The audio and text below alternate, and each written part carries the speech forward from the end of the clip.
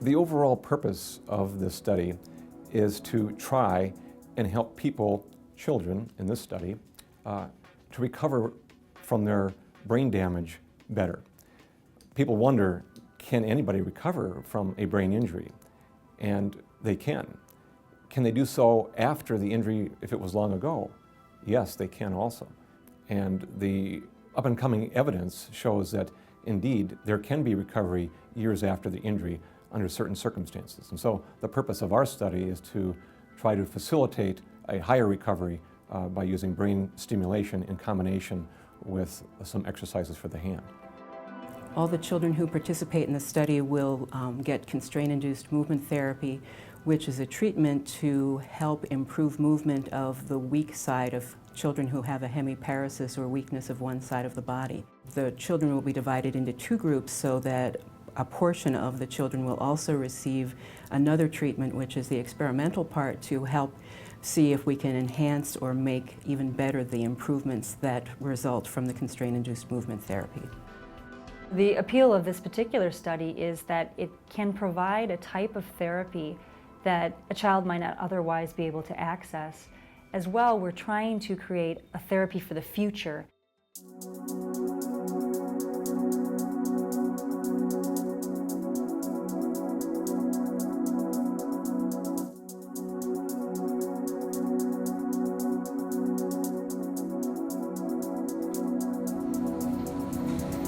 All right, so we're going to go right in here. There's 5 or 6 steps that we do during the MRI. And the first step is to find the proper area of the brain that we want to study. Bernadette will now adjust a certain box that will allow us to study the exact area of the brain that we're interested in. Meanwhile, the child is just resting comfortably, listening to some music through the headphones. For this scan, which lasts 5 minutes, we're taking a high-resolution image of the brain. Later on then, when we analyze the brain, we will superimpose the functional image on top of the high-resolution anatomical image to find out exactly where the activity is during the hand exercise that she's going to do. And trace that bouncing ball along the line of the wave, okay? Okay.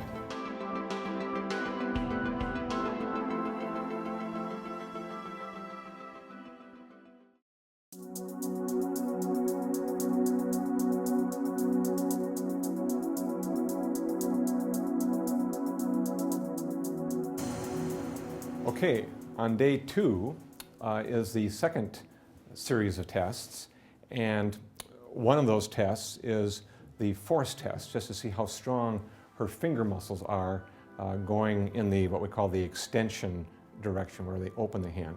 So Molly, what I want you to try to do is to practice pushing your finger that way as hard as you can right now.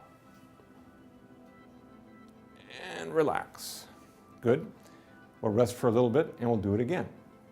This force test is used as one of the measures to see whether the child improves as a result of the treatment. So we do it now at pre-test and later at what we call post-test. All right, Molly, what we're going to do next is stimulate your brain with a little bit of a stimulus and to see how excitable your brain is. Okay. All right, and to do that, we're going to put a little swim cap on your head so that we can mark up the swim cap, but not your head. Is that okay? Yes. Okay.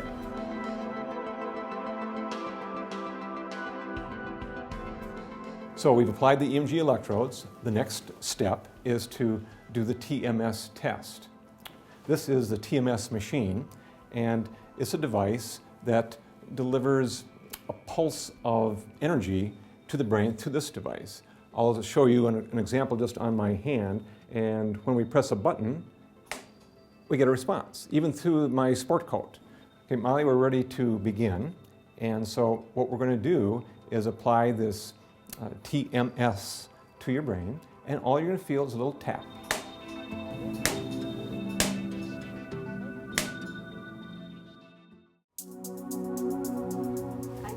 Gillette and Molly. Come on in. Alright, I'm gonna put this little sock on your thumb.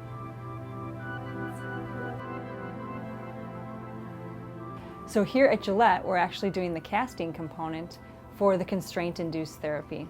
As you can see behind me, Molly is being casted by the 2 orthotists on her stronger arm. So by having this cast in place, we're encouraging her affected arm to be used more and exercise more.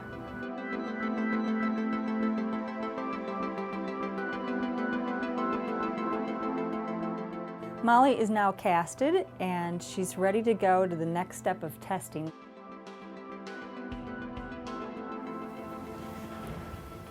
Hi, Molly. Good to see you. Come have a seat.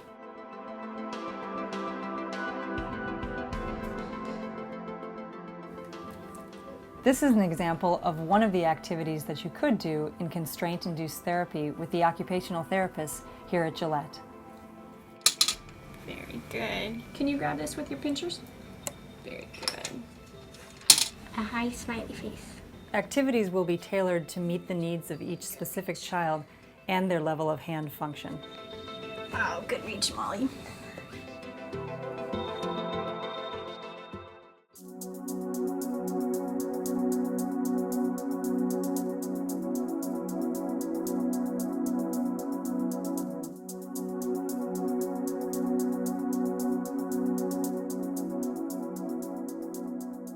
So we're back at the place where TMS is given, and that's what this device is.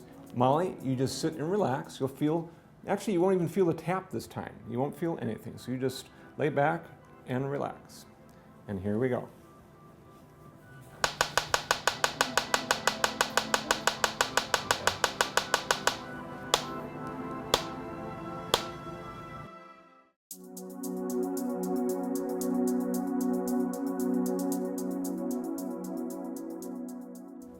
So we are looking for children between the ages of 8 and 16 who have weakness on one side of their body due to a brain insult that occurred either just before, during, or after birth.